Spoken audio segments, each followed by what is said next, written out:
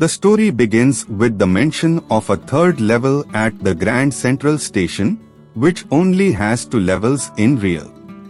The protagonist himself is aware that even the presidents of New York Central and the New York, New Haven and Hartford railroads would express great confidence in the existence of only 2 levels, but he himself has been to the third level. Considering the entire scenario, Charlie, the protagonist, had a word with his psychiatrist friend. He explained that Charlie was experiencing a waking dream wish fulfillment, or in other words, hallucination. According to the psychiatrist, Charlie was unhappy, the fact her wife did not like. Upon explaining further, it became clear that it is the burden of all the modern problems that is pushing him to experience the apparent perception of something not present. He tends to escape the reality. Charlie agreed with what his psychiatrist friend had to say, but he still found it a bit odd to have been to the third level of the Grand Central Station. Charlie begins to believe in the possibility that he has been experiencing all this to escape the harsh realities of the modern world. His friends agreed to it as well.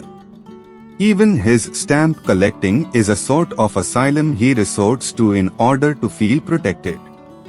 On the other hand, he starts thinking otherwise.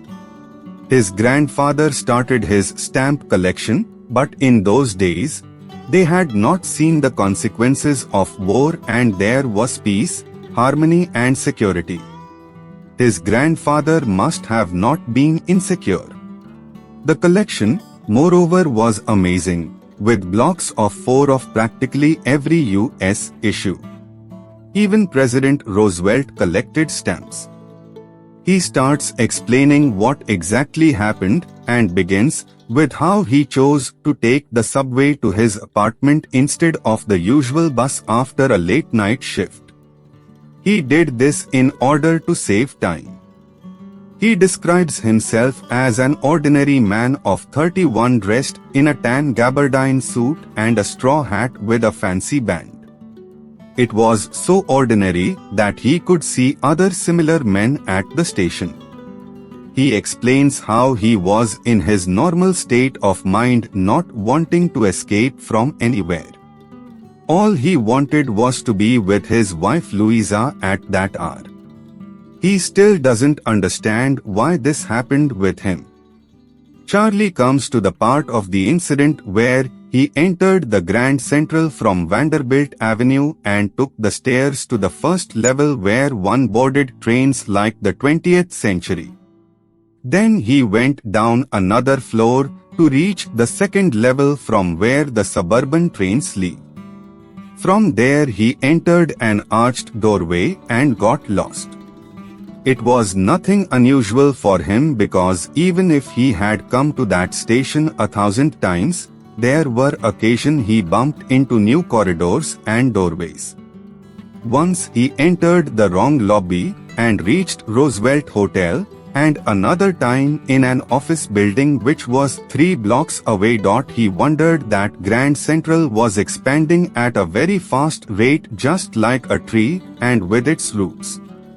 Hey, it is no big deal that they even have a secret tunnel under the city to the Times Square or maybe the Central Park. He feels it might be because Grand Central is a place of exit for innumerable people. He also managed to escape reality because of the same reason, although he never shared it with his psychiatrist.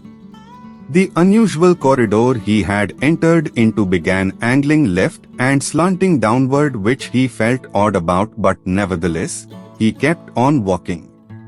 There was no one except him, and the voice of his feet echoed.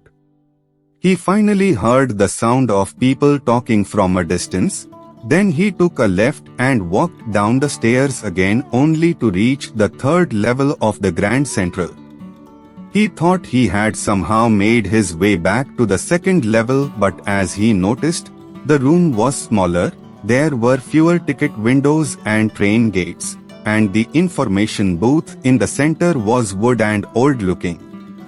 The man in the booth was also different, and the station was dim-lit, for there were open flame gaslights.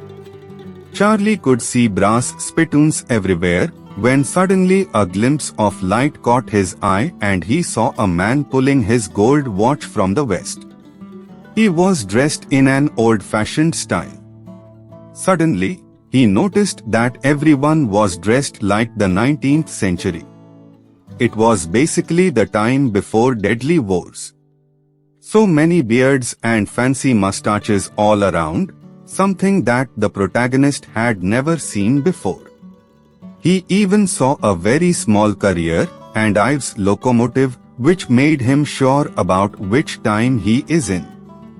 To validate his suspicion, he went over to the newspaper boy who was selling The World, a newspaper which was discontinued years ago. There were some headlines about the then President Cleveland. The date on the front page was also 11th June 1894. He was now sure. Immediately, he went to the ticket window to get the tickets for Galesburg, Illinois for him and his wife. It was a wonderful town with a lot of greenery. He was well aware that from here one could buy tickets that would take them anywhere in the United States. He describes how things were in 1984 before the two world wars took place. Evenings were twice as long as they are now, and men and women living in peace and serenity. As the clerk calculated the fare, he looked at Charlie's fancy hatband.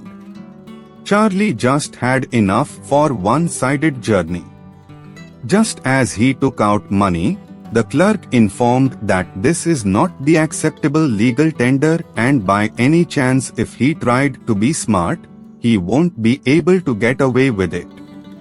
He glanced at his cash drawer and realized that currency used back then was different and almost double the size.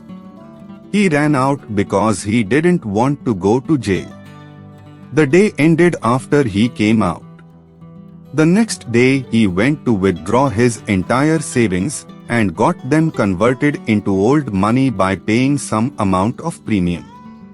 It cost him much and even worried his psychiatrist friend, but he still went with it. Back then, eggs cost 13 cents a dozen.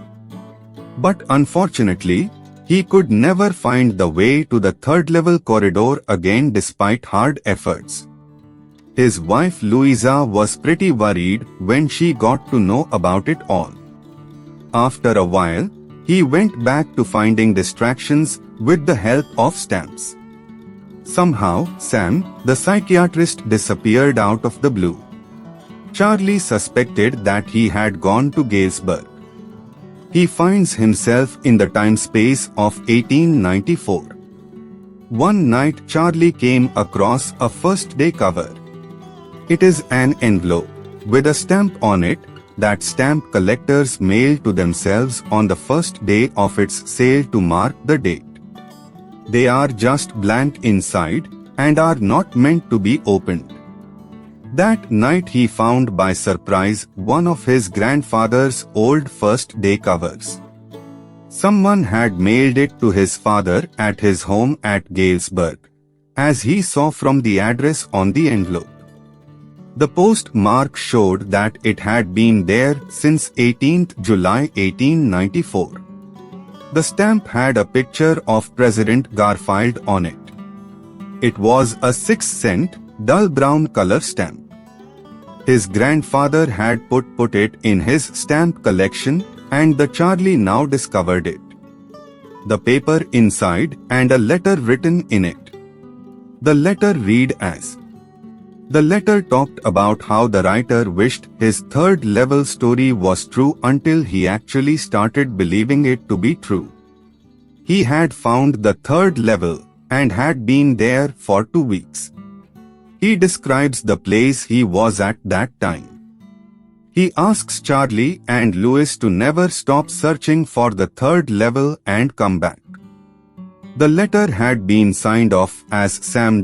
A. Charlie found out from the coin store that he used to visit that Sam had bought old currency worth $800, which was to be utilized in a hay, feed and grain business, which what he always wished to do.